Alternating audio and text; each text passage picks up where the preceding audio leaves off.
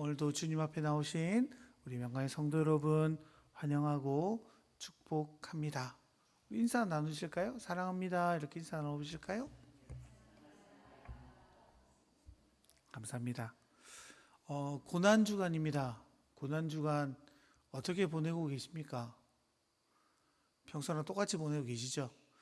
뭐 특별할 것 없는 고난주간이겠지만 우리가 언제나 특별히 이번 주간에 더 기억해야 할 것은 우리 주님께서 우리를 향하여 얼마나 큰 희생을 감당하셨는지, 그리고 그 십자가에 못 박히심 덕분에 우리는 얼마나 큰 은혜를 누리는지를 스스로 한번 돌아보는 한 주 되시기를 바랍니다. 그런 의미에서 오늘의 본문은 굉장히 고난주간에 잘 어울리는 말씀을 하나님이 탁 주셔가지고요, 하나님의 은혜다라고 개인적으로 생각이 되었는데, 오늘의 본문은 이야기의 흐름상으로 보면요, 레위기 10장의 이야기와 이어진 이야기라고 보시면 됩니다. 우리 1절, 오늘의 본문 1절 한번 읽어볼까요? 아론의 두 아들이 여호와 앞에 나아가다가 죽은 후에 여호와께서 모세에게 말씀하시니라. 아론의 두 아들이 죽었다라는 그 사건이 바로 레위기 10장에 나타났었죠. 다들 성경책 가지고 계시니까요, 레위기 10장으로 한번 넘어가 볼까요? 레위기 10장 1절 2절입니다. 같이 한번 읽어볼게요. 시작.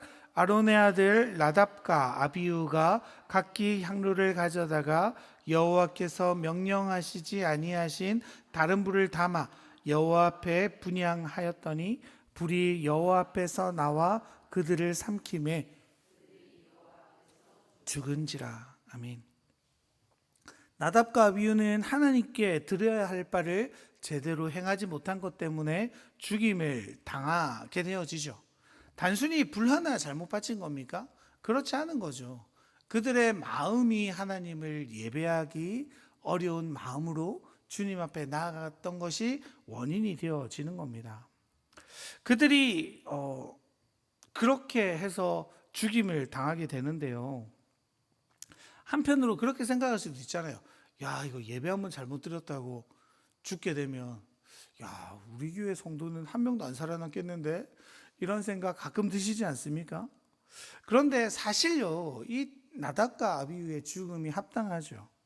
어떤 의미에서 예배는요, 생명을 걸고 하는 게 맞습니다.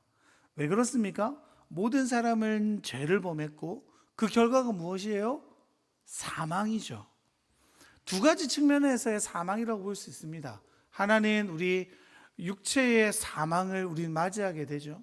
그 두 번째의 사망은 바로 영의 사망이라고 볼 수 있습니다. 우리는 어떤 자들입니까? 하나님께로부터 난 하나님을 따르는 삶으로 태어난 자들이죠. 그런데 이 땅에서 주님을 누리지 못하고 살아가는 자들이 있다는 겁니다. 그게 뭐예요? 우리의 창조 목적대로 살아가지 못하는 게 곧 죽음이죠. 그래서 주님은요, 제사를 통해서 이스라엘 백성들이 죄를 해결할 수 있도록 해주셨습니다. 그래서 이 땅 가운데 살아가는 것도요, 하나님을 만나고 경험하고 하나님과 교제하면서 그 안에 살아갈 수 있도록 우리에게 말씀하고 우리에게 나타나시는 거죠.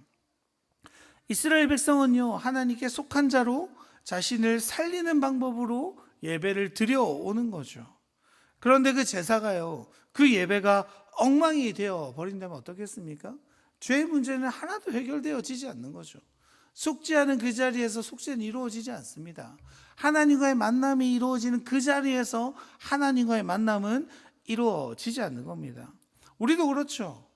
우리가 주님을 믿는다라고 말하지만 주님을 만나는 이 자리가 그저 앉아있다 돌아가는 자리가 되어버린다면, 우리 삶의 자리마다 하나님은 없고 나만 남는다면 그것은요, 우리가 살아도 살아있는 게 아닌 겁니다. 왜요? 우리는 주님 안에 있을 때 참 생명을 획득할 수 있기 때문이죠. 영혼의 삶도 받습니다. 하지만 이 땅을 살아가면서도요, 주님 안에 있지 않으면 우리의 삶은 별로 의미가 없는 삶이에요. 그런 의미에서 우리는요, 생명을 다 예배 드려야 되는 거예요. 이 예배의 자리가요, 이 자리에서 은혜 받는 것이, 이 자리에서 주님을 예배하는 것이, 이 자리에 나오는 것이 나를 정말로 살리는 거구나. 그래서 나는 예배를 정말로 목숨 걸고 지켜야 되겠다라는 간절한 신앙의 모습들이 우리 안에 나타났으면 좋겠습니다. 좀 안타까운 게 그런 거죠. 시대가 가면 갈수록 어때요? 사람들에게 예배를 맞추잖아요. 개인적으로 좀 안타까워요. 1부, 2부, 3부, 4부 막 이렇게 생기는 교회들 보면 내가 원하는 때 탁 가고, 가족여행 가고, 여행 가면 교회는 탁 빠지고, 이런 게 잘못됐다는 건 아니에요. 그런데 한편으로 생각하면요, 우리의 우선순위가 과연 예배에 집중되어 있는가? 난 정말로 이 예배를 통해서 생명을 얻는 자로 살아가고 있는가? 여러분 어떠세요? 예배 나오고 돌아가면 막 힘이 넘치세요? 기쁨이 넘치세요? 은혜가 넘치세요? 대답 못 하시잖아요. 오늘 좀 힘들었네, 이렇게 돌아가시잖아요. 그러면 안 된다는 거예요. 정말로 간절히, 이번 설교 이렇게 준비하면서 저도 부담이 되더라고요. 하나님이, 재욱이 네가 재워놓고 지금 내 탓하냐 이러시는 것 같아가지고 막 좀 찔리던데요. 여러분 어때요? 그 사모함 있으십니까? 우리가 예배 자리에 나올 때 나오는 그 간절함이 필요합니다. 이 자리가 나를 정말로 살리는 자리구나. 이 자리가 한 주를 살아갈 수 있는 힘을 얻는 자리구나. 이 자리가 하나님을 누리고 만나는 그 장이구나. 그런 간절한 마음으로 나오면요, 단점만 있어도 은혜가 돼요. 그렇게 될 줄로 믿습니다. 감사합니다. 그렇게 하나님께 드리는 예배가요, 엉망이 되어버린 거죠. 하나님 앞에 예배 드리는 자로 따로 세워진 나답과 아비후 아닙니까? 아론의 뒤를 이어 대제사장의 자리를 이어야 되는 이 아들들이 죽임을 당한 이후에 하나님은 말씀하시는 거죠. 2절의 말씀 같이 한번 읽어볼까요? 여호와께서 모세에게 이르시되 내 형 아론에게 이르라. 성소에 휘장한 법궤위 속죄소 앞에 아무 때나 들어오지 말라. 그리하여 죽지 않도록 하라. 이는 내가 구름 가운데에서 속죄소 위에 나타남이라. 하나님 뭐라고 말씀하십니까? 성소 안으로 함부로 들어오지 말라라고 말씀하십니다. 이유가 뭐예요? 아론이 죽을까 봐 그러시는 거죠.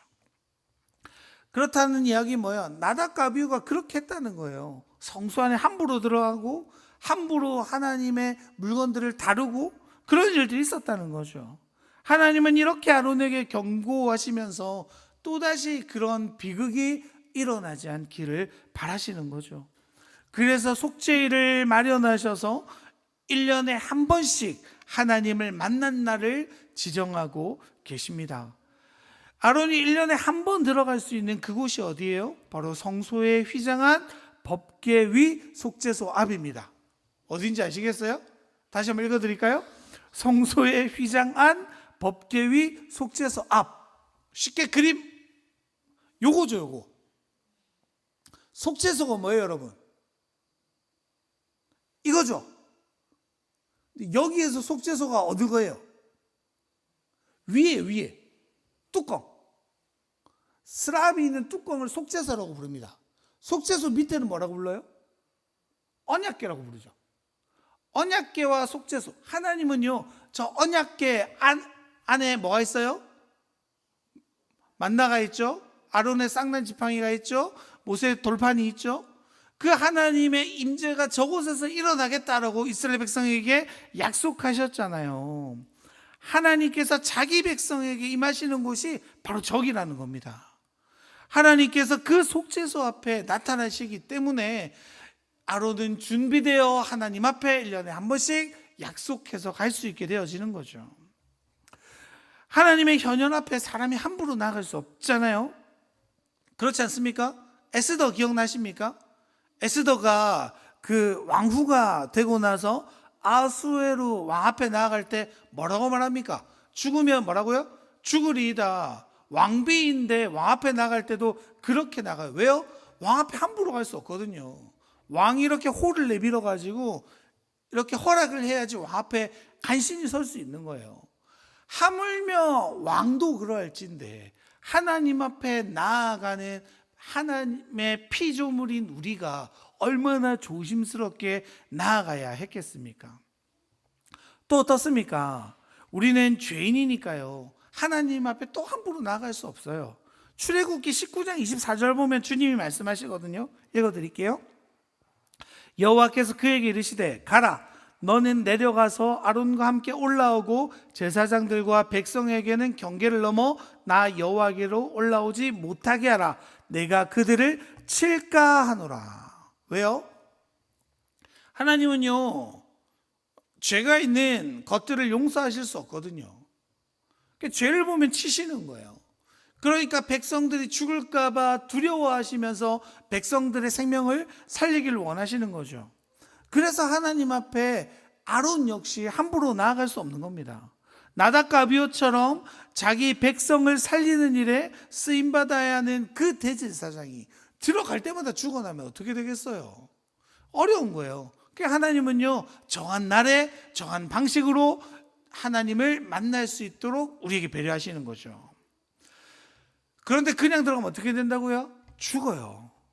그러니까 여러 가지 방법을 통해서 깨끗하게 한 다음에 제사장을 맞이하십니다. 3절 읽어볼까요? 아론이 성소에 들어오려면 숫송아지를 속죄제물로 삼고 순양을 범제물로 삼고, 먼저 준비물이 있죠. 숫송아지로 자신을 위한 속죄제사를 드립니다. 그리고 순양으로 번제를 드리는데 그의 복장이 어떻습니까? 4절 읽어볼까요? 거룩한 세마포 속옷을 입으며 세마포 속바지를 몸에 입고 세마포 띠를 띠며 세마포 관을 쓸지니 이것들은 거룩한 옷이라. 물로 그의 몸을 씻고 입을 것이며. 원래 대제사장의 옷이 어떤지 기억나세요? 한번 보여주시겠어요? 이렇죠. 여러 가지 색깔의 실로 옷을 짭니다. 가슴과 어깨 위에는 보석을 주렁주렁 달죠. 머리에는 관을 쓰죠. 저렇게 화려한 복장이 평소에 대제사장의 복장이에요. 그런데 오늘의 본문은 어때요? 뭘 입으라고 되어 있습니까? 세마포만 입으라는 거예요. 이게 우리말로 하면 뭐예요? 배옷이에요, 배옷. 여러분, 배옷이 상징하는 게 뭡니까? 동서를 막론하고 우리 배옷 언제 입어요? 맞아요, 상 지낼 때 입잖아요. 여러분, 죄로 인해 죽을 수밖에 없는 우리를 고백하며 대제사장이 들어가는 거예요. 하나님, 우리는 죽은 목숨이에요. 또 얼마든지 나는 당장에도 죽을 수 있는 존재입니다 라고 말하며 겸손 앞에, 주님 앞에 나아가는 거죠. 왜요? 대제사장은요, 하나님과 사람 사이에 있는 그런 역할을 감당하는 사람이죠. 그런데 그 대제사장은요, 이제 하나님 앞에 개인과 개인으로 만나게 되어지니까 겸손하게 죽을 수밖에 없는 존재로 고백하며 주님 앞에 나아가는 겁니다.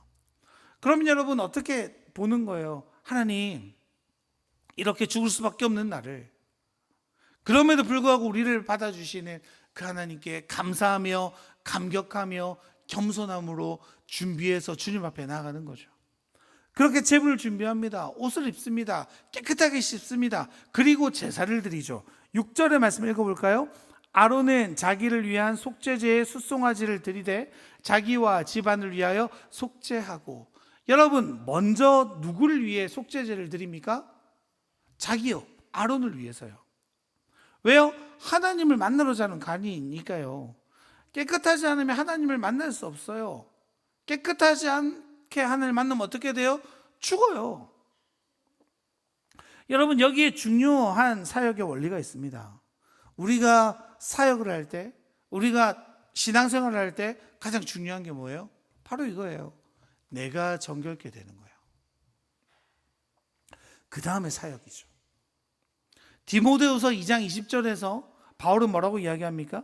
큰 집에는 금그릇과 은그릇뿐만 아니라 나무 그릇과 질그릇도 있어 귀하게 쓰는 것도 있고 천하게 쓰는 것도 있나니 그러므로 누구든지 이런 것에서 자기를 깨끗하게 하면 귀히 쓰는 그릇이 되어 거룩하고 주인의 쓰심에 합당하며 모든 선한 일에 준비함이 되리라. 금그릇도 있어요. 은그릇도 있어요. 질그릇도 있어요. 그런데 정작 쓸 수 있는 그릇은 뭐예요? 깨끗한 그릇이라는 거예요. 금그릇인데 막 저런 게 막 묻어 있으면 그걸로 잔을 낼 수 있습니까? 그럴 수 없다는 거예요. 여러분, 하나님과 우리는요, 이런 관계로 나아가야 합니다. 우리 교회가 어때서, 우리 집이 어때서, 우리 동네가 어때서, 이 나라가 어때서 아무 소용없어요. 내가 먼저 하나님과 거룩함으로 시작하는 것이 첫 번째입니다. 공동체가 이상해요? 내가 하나님과의 관계가 먼저 개선되세요. 우리 가정이 이상해요? 내가 먼저 하나님 앞에 나를 주님 앞에 드리세요. 거기서 시작되어지는 겁니다. 그렇지 않고서는 우리가 아무 일도 할 수 없어요. 하나님이 쓰실 수도 없어요. 왜요? 거룩한 사람을 통해 주님 말씀하시고 만나주시니까요. 그런 사람을 하나님이 사용하시니까요. 그래서 여러분, 우리에게 있어서 무엇보다 중요한 게 뭐예요? 먼저 내가 거룩해지는 거예요. 내가 깨끗함을 받고, 내가 은혜를 받고, 내가 주님 앞에 나아갈 수 있는 동력을 얻어 나아가야지, 그게 하나님의 사역이 되는 겁니다. 여러분, 그렇게 대제사장은 먼저 자기를 돌아보고 그 다음에 자기 민족을 위해서 속죄를 드리게 되는 거죠. 이게 사역의 원리입니다. 이게 우리 그리스도인의 원리예요. 자신을 깨끗하게 한 이후에는 어떻게 합니까? 우리 7절, 8절 읽어볼까요? 또 그 두 염소를 가지고 회막문 여호와 앞에 두고 두 염소를 위하여 제비 뽑되 한 제비는 여호와를 위하고 한 제비는 아사셀을 위하여 할지며, 두 염소를 가지고 한 마리는 하나님께 속죄제로 드립니다. 이 다음 한 마리가 조금 문제인데요. 우리 10절 한번 읽어보실래요?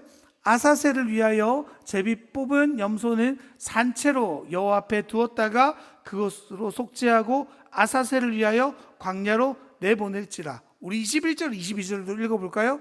아론은 그의 두 손으로 살아있는 머리에 안수하여 이스라엘 자손의 모든 불의와 그 범한 모든 죄를 아뢰고 그 죄를 염소의 머리에 두어 정한 사람에게 맡겨 광야로 보낼지니 염소가 그들의 모든 불의를 지고 접근하기 어려운 땅에 이르거든 그는 그 염소를 광야에 놓을지니라. 한 마리는 어떻게 해요? 불에 태워 하나님 앞에 번제로 드리죠. 한 마리는 살려둬요. 그리고 안수하고 자신과 민족의 모든 죄를 구하고 누구한테 보내요? 아사셀한테 보내죠. 여기서 조금 어려워요. 아사셀이 뭔가? 정확하게 성경에 안 나옵니다.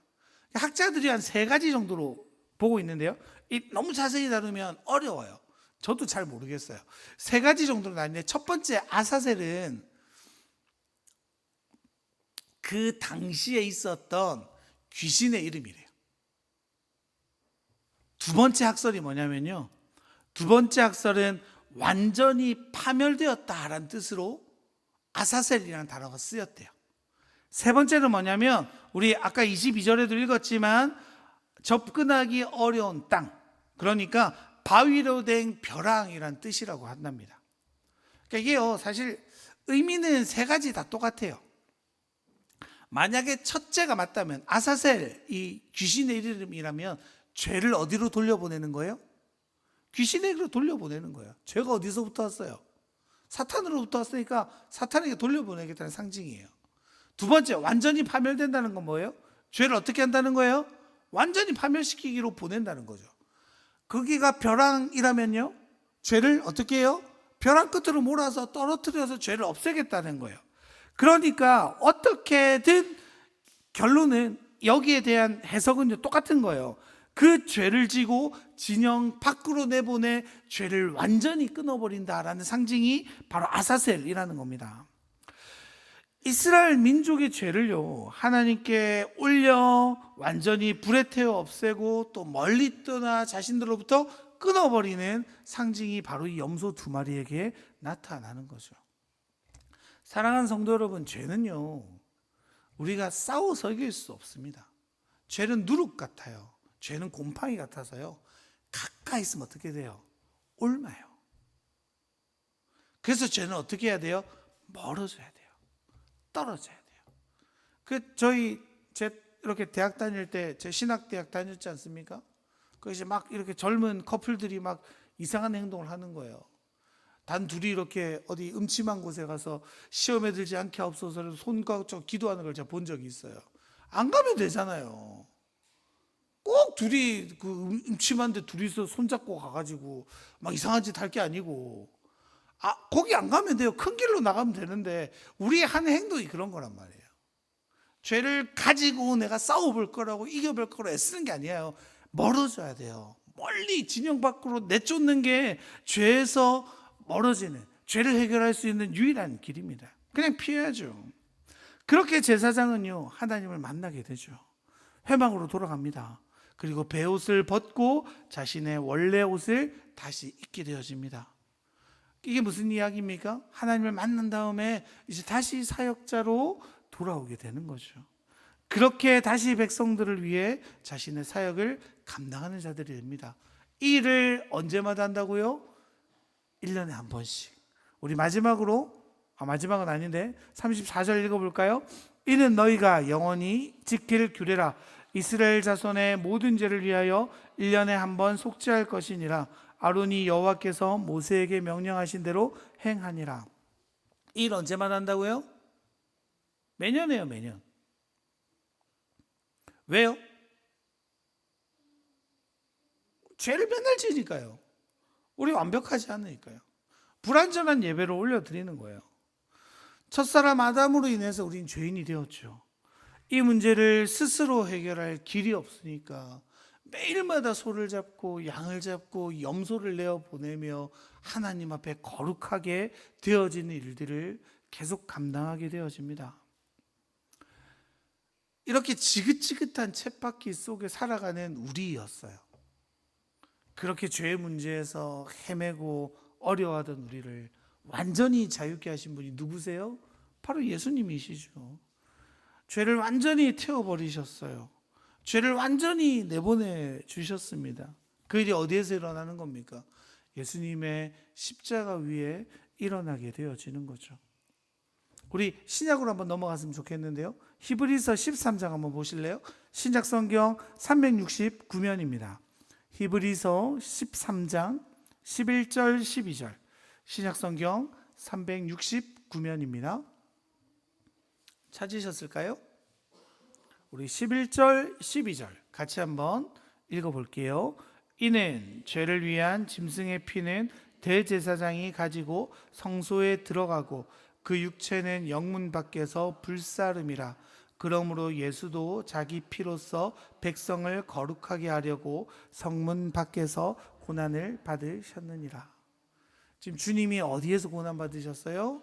성문 밖으로. 예수님이 마치 그 아사셀의 염소처럼 성문 밖으로 나가 고난을 당하시죠.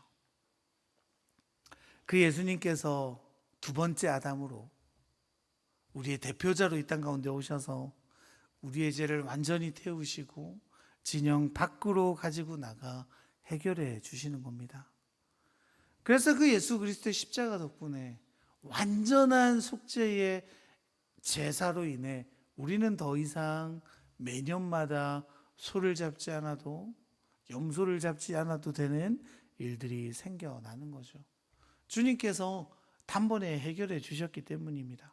아직 히브리서 펴고 계신가요? 9장 한번 펴보실래요? 9장 26절 우리 마지막으로 이거 한번 읽어볼게요.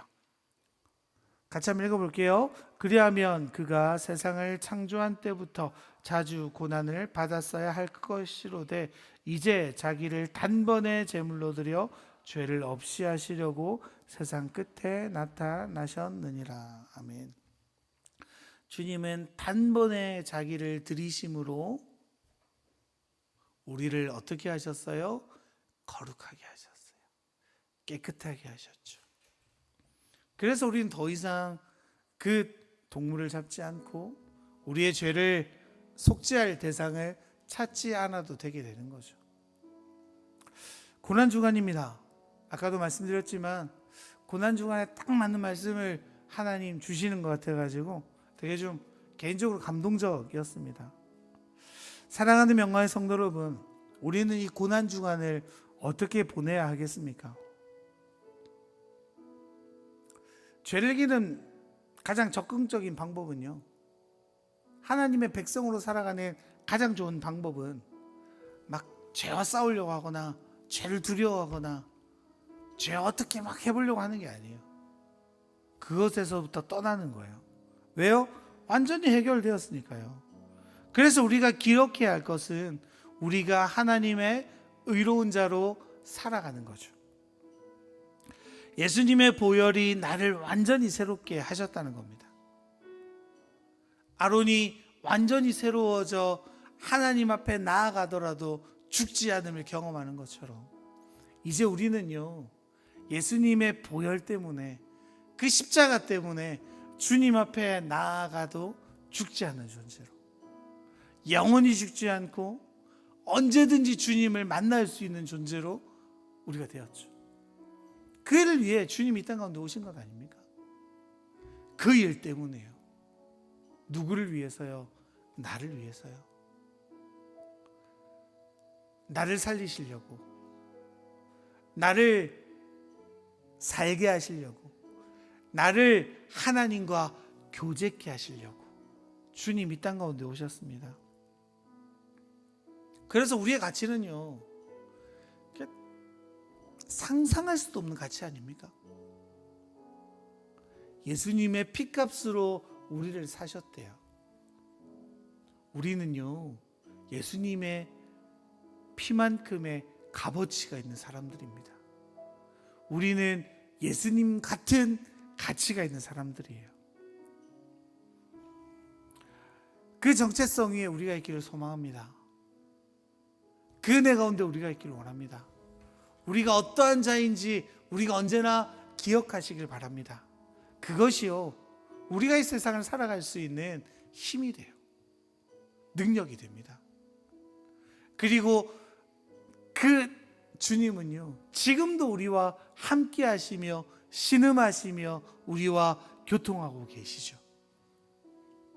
우리는 언제나 주님을 만날 수 있는 존재로, 영원한 생명을 살아가는 존재로, 주님 안에 언제나 주님의 음성을 듣고 누릴 수 있는 존재로 하나님 우리를 불러주셨습니다. 못 누릴 게 없어요. 못할 게 없습니다. 주님 안에 있다면요. 오늘도 그 영원한 생명이 우리 안에 있음을 고백하시는 우리가 되길 원합니다. 주님과 영원히 사귀기를 결단하며 하나님의 사랑과 은혜에 감격의 한 주를 보내는 우리가 되기를 바랍니다. 그러므로 주님의 그 십자가 사랑, 그 십자가의 사랑으로 말미암아 우리가 얼마나 영광스러운 존재가 되었는지, 우리가 얼마나 가치 있는 존재가 되었는지, 그렇게 나를 새롭게 바라봄으로 승리하며 기뻐하며 감사하며 나가는 한 주가 되는 우리이기를 바랍니다. 우리의 결단을 담아